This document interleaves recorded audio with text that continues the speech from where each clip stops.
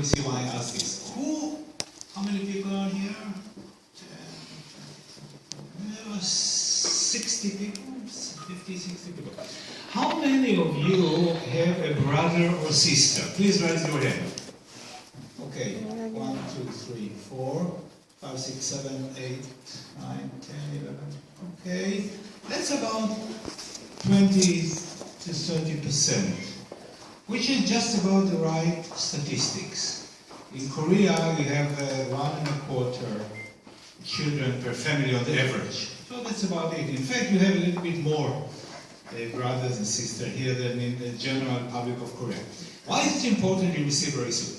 I will give you an overview of why I think technological entrepreneurship is so important for peace in the world and prosperity in the world. Really, really very important.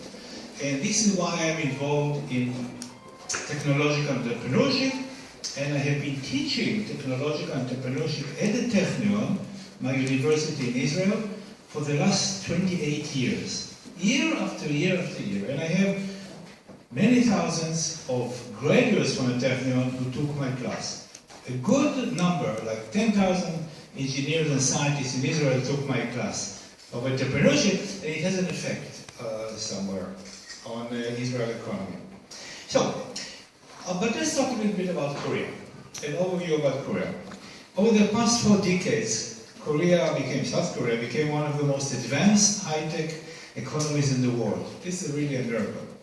From an agrarian society and low GDP society in the 50s and 60s, plagued with bad management, South Korea emerged as a leading industrial powerhouse.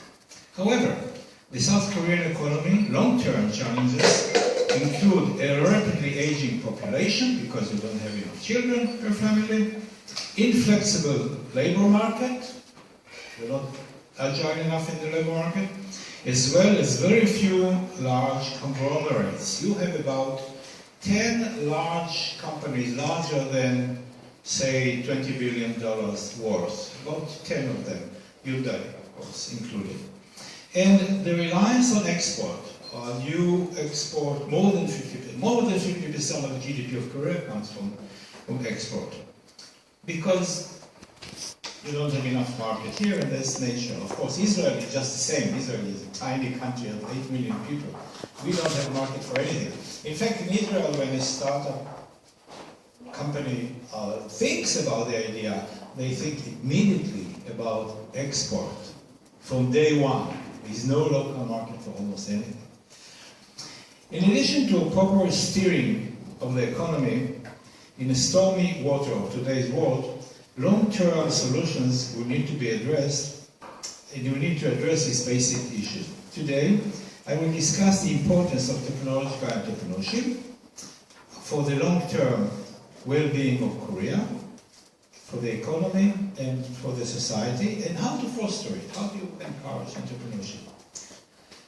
I believe that technological entrepreneurship is key to world peace and prosperity, and let me say a few words about demographics. As I mentioned, Korea do not have enough children per family, and this trend will continue. It's not going to be resolved unless the government take real aggressive steps to encourage young people like you to have more than one child. And governments can do that, but they have to put it on the agenda as a major task for the government. So because the demographic is such that you have, by the way, Israel, you have 1.2 children per woman. In Israel, it's 2.65 children per woman. More than double than in Korea. I have 4 children and 10 grandchildren and 1 wife. So demographics is a problem here in Korea, and it has to be addressed. But it's not up to you. I mean, you can add your part into the population, of course, but on the grand scale, government has to do something about it. Okay, so let me tell you now what happened in Korea over the last 50-60 years. In the 50s and 60s, number of children in Korea per family was 6. 6 children per family on the average. number. You grew like this. And then 3 or 4 processes took place. Number 1, the government said, hey, relax. Drink coffee, don't. and relax. And this has an effect. 1 family, 1 child, like in China. This is number 1. Number 2, Korea became a country in which people live in the cities. People moved from the villages to the city. And in the city, it's very difficult to raise 6 children. Yes, you well know. The apartments are small, and the conditions do not allow you to have many children. But urbanization is a good process. You want to continue this. Okay. Number 2, education for women. Women are educated, I see a few here, educated, ambitious, they want a career. And the woman with a career doesn't stay home, she doesn't